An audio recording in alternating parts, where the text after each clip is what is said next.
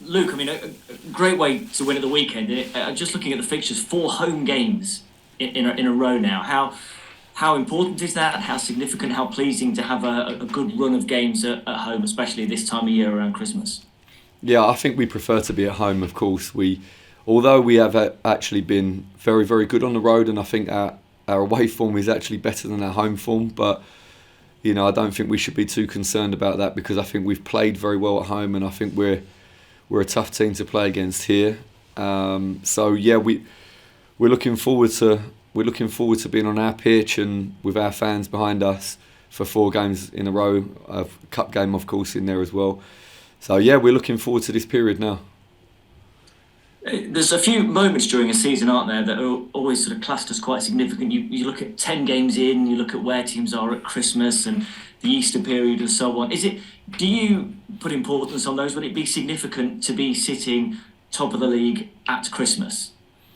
Yeah, somewhat. I think that it's just validation for us that we're working in the correct way over a significant period of time. As you say, like 10 games, we all managers, we tend to look at where we are. We start to really see the patterns after 10 games, and then at the midway point, we hope to be able to improve on our first half performance. All of us, of course. So for us to be top at Christmas would just be a reminder of that we've worked very hard, but we have to maintain those levels, and we have to produce again the same type of half again. Gateshead this time, and a team who have been struggling really this season. I suppose probably no surprise given that you've taken the 2 leading scorers off them in the summer. Yeah, I would say I feel bad about it, but no, I think that they're actually a very good team. They really are a very good team. I think my personal opinion, I have the best manager in the division, and I think that the team could comfortably be in a much higher position in the league. Of course, yeah, we stole their best players, so there's a period of adjustment, and that's actually, I think, all it is really, is a period of time they need to adjust without Macca and Kedwin. But they are a difficult, very difficult team to play against, and we're taking nothing for granted here. It's interesting that you say that about Mike Williamson. It's his first job, isn't it, after playing playing at Newcastle for a while. What is it that you like about him so much? I was lucky to spend some time with him in one of my previous jobs. Him and his staff came to spend some time with myself and the team that I was working with, and just hugely impressive. I've also got some insight into the team performance and how they've fared against the other teams in the division and the resources that they have. And on that basis, I think Mike is the best manager in the division, and is very difficult because, of course, we are all judged ultimately with the result of the team. But if you judge on the performance, not only this season but previously, he's done just a really incredible job. I've spoken to Macca and Kedwin as well about the experience of playing for him, and they couldn't speak more highly. So I know that the team will be well prepared to play against us and will cause us a lot of problems, and we have to play very well tomorrow. We have to play very well to beat them. And we saw a bit of John Bostock off the bench at the weekend. I just wonder how you're going to sort of be able to bring him into the team. Is it going to be a gradual thing from his point of view? Because obviously he's not played for a bit. Well, he's not played for a while, and also his training has been disrupted as well with us. He's been in and then a period of time away, of course, to evaluate different options and what have you. And then before that, training across the river with the under 23s, which is a different type of training for a guy like John Bostock. So I need to make sure that we have John for the remainder of the season and don't try to make a mistake, and put him in at the wrong time. And I think also we have to remember that although John is an extremely good footballer and very experienced, coming into a new setup. And I think we have a way of playing that is not, let's say, like a style that is more common in football.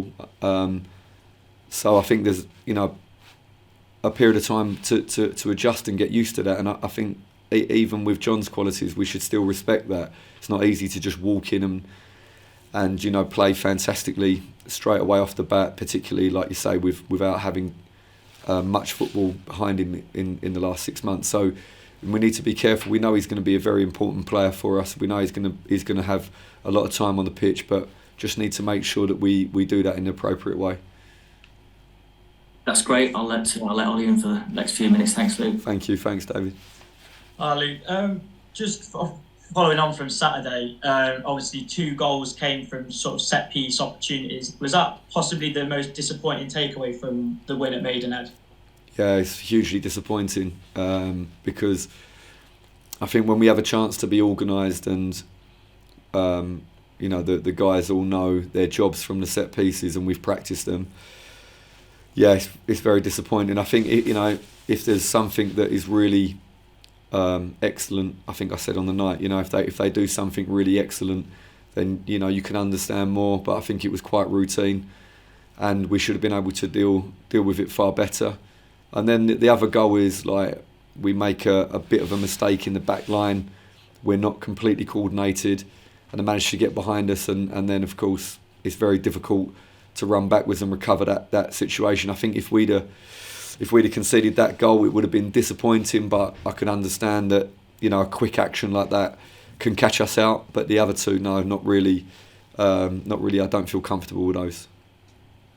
And then obviously you had John Bostock and Aaron Deman in the squad, but no Cairo Mitchell and Ed Francis. Just how tough a decision was that for you, and how big of a role can they play this season? Yeah, very, very difficult is honestly the worst part of my job, particularly when you're talking about 2 guys that really deserve a lot. They deserve a lot back from football because of the way they conduct themselves every day and the qualities that they have. Of course, we have a striker that scored 21 in 22. We have a striker that doesn't play as a striker very often, has still picked up a lot of goals, and Cairo is really an out-and-out striker waiting for an opportunity to get some minutes. Is very, very difficult, and he's been really superb. We have to respect how tough that is and what he's given to the group. So incredibly difficult. With Ed's come into the team and made a brilliant performance away at Eastleigh in particular, and again he's a guy that trains every day and takes his job very, very seriously, and he respects the job that he's got, and so he deserves a lot in the game. And of course there's tough competition there, and I have to pick the team and the squad that I think is most suitable for each game, and so that's very disappointing for those guys, and have to deal with that in the way that they do. And I know we spoke about Kevin on Saturday. His contributions in recent weeks have been brilliant for you, and they've been important ones as well. With his loan expiring in January, is that an option you're looking to explore, obviously given closer to the time? Yeah, I think there's definitely a thought of extending.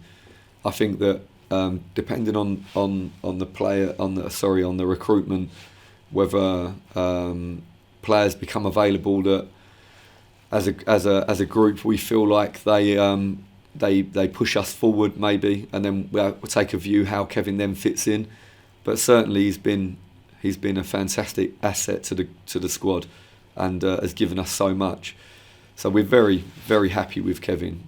He's in a really good place for us, but we'll see what happens in the future. But I wouldn't rule out either way. And then just finally from me, in the reverse fixture, it was 1-1, a late own goal. It was your 3rd game in charge in the league. Just how far has the team come from that game to this point where we're currently at top of the table?